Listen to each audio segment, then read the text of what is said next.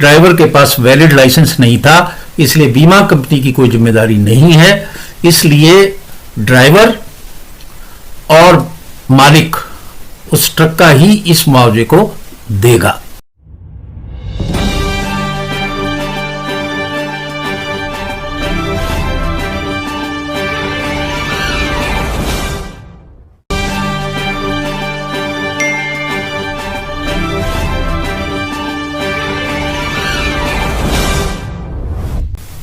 दोस्तों नमस्कार। आज एक सुप्रीम कोर्ट के बहुत ही महत्वपूर्ण निर्णय के साथ मैं आपके सामने फिर से उपस्थित हुआ हूं और ये मामला है जो इंश्योरेंस होती है।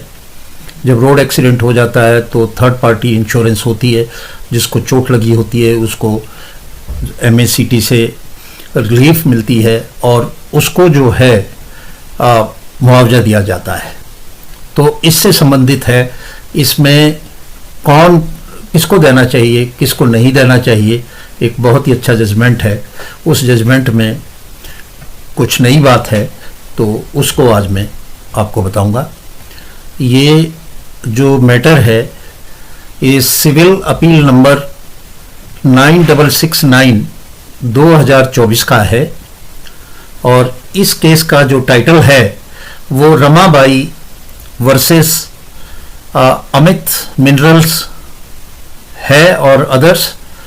और इस जजमेंट को दिया है न्यायमूर्ति NV अंजारिया और न्यायमूर्ति K विनोद चंद्रन की पीठ ने।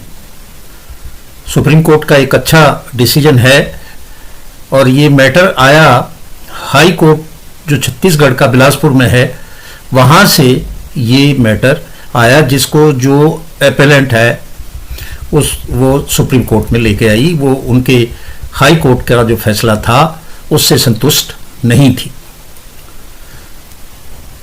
असल में जो एपेलेंट है इसमें वो जो जिसकी डेथ हुई रोड एक्सीडेंट में नंद कुमार, उसकी मां है। नंद कुमार जो है एक ट्रक का जो है कंडक्टर था, वो ड्राइवर के साथ बैठा हुआ था और 13/10/2011 को वो ट्रक और एक ट्रैक्टर ट्रॉली की टक्कर हुई, एक्सीडेंट हुआ और उस एक्सीडेंट में नंद कुमार की डेथ हो गई। उसे हॉस्पिटल ले गए, वहाँ उसकी डेथ हो गई। इसके बाद motor accident claim tribunal Raipur Chhattisgarh में ये क्लेम डाला गया और जो मोटर एक्सीडेंट क्लेम्स ट्रिब्यूनल है रायपुर, उसने कहा कि भाई 3 लाख रुपया इसमें मुआवजा दिया जाए विक्टिम की मां को। अब इसमें जो बात विशेष ये है कि जो ड्राइवर था उस ड्राइवर के पास वैलिड लाइसेंस नहीं था, वैलिड ड्राइविंग लाइसेंस नहीं था उस ड्राइवर के पास। तो इंश्योरेंस कंपनी ने कहा साहब ये तो हमारी कंडीशंस की वायलेशन है। जब ड्राइवर के पास वैलिड लाइसेंस नहीं था तो हमारी कोई भी जिम्मेदारी नहीं बनती और ये जिम्मेदारी बनती है ओनर की, जो उस ट्रक का मालिक है, और जो ड्राइवर है उसकी। हमारी साहब इसमें कुछ भी देनदारी जिम्मेदारी नहीं बनती है। 3 लाख रुपए का ये अमाउंट उनसे ही लेके विक्टिम को दिया जाए। ये बात तय हुई ट्रिब्यूनल में। इसको चैलेंज किया विक्टिम की मां ने और वो हाई कोर्ट पहुंच गई। हाई कोर्ट में गई तो हाई कोर्ट ने जो मुआवजा था उसको 3 लाख से बढ़ा के 5,33,600 कर दिया और उसके साथ ही 7% का ब्याज भी उसके ऊपर लगा दिया।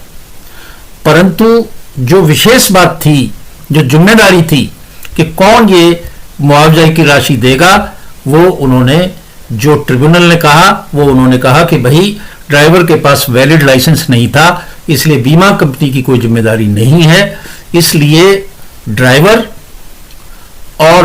मालिक उस ट्रक का ही इस मुआवजे को देगा। वो फिर विक्टिम की जो मदर थी वो चली गई सुप्रीम कोर्ट। ये मामला आया सुप्रीम कोर्ट में। अब सुप्रीम कोर्ट में जब मामला ये आया तो सुप्रीम कोर्ट का जो निर्णय है वो विशेष है। सुप्रीम कोर्ट ने कहा कि भाई इस मैटर में जो एक Siddhant Samanna and others versus divisional manager oriental insurance company limited का जो केस है उसमें एक सिद्धांत जो है, एक डॉक्ट्रिन जो है वो प्रतिपादित किया गया था और वो था पे एंड रिकवर। पे करो और बाद में रिकवर करो। पे कौन करे? इंश्योरेंस कंपनी, बीमा कंपनी पे करे जो विक्टिम है, और बाद में जिनसे इंश्योरेंस थी उनसे रिकवर कर ले। तो ये एक सिद्धांत समन्ना एंड अदर्स में प्रतिपादित किया था। तो सुप्रीम कोर्ट ने कहा इस पे वो जो सिद्धांत है पे एंड रिकवर का लागू होगा, अर्थात ड्राइवर और ओनर अभी पे नहीं करेंगे। अभी जो राशि है इस मुआवजे की वो राशि इंश्योरेंस कंपनी बीमा कंपनी विक्टिम को देगी, और ये जो बीमा कंपनी है बाद में उससे जो बीमा हुआ है उससे रिकवर कर सकती है। तो एक अच्छा ये है कि अगर विदाउट लाइसेंस भी है तो भी बीमा कंपनी ही पे करेगी। हालांकि बाद में वो उसकी रिकवरी जिसने पॉलिसी कराई है उससे रिकवर कर सकती है, पर तुरंत लाभ विक्टिम को मिलना चाहिए। उसमें ना ड्राइवर को देने की जरूरत है ना ओनर को तुरंत देने की जरूरत है। बाद में वो सुलटते रहेंगे, वो उनकी बात है। पर बीमा कंपनी ऐसे हालात में जब लाइसेंस भी नहीं है, वैलिड लाइसेंस भी नहीं है ड्राइवर के पास, और वो गाड़ी चला रहा था वो ट्रक का ड्राइवर और एक्सीडेंट उससे हुआ, तो भी बीमा कंपनी जो रकम है मुआवजे की वो देगी। आज इन्हीं शब्दों के साथ नमस्कार।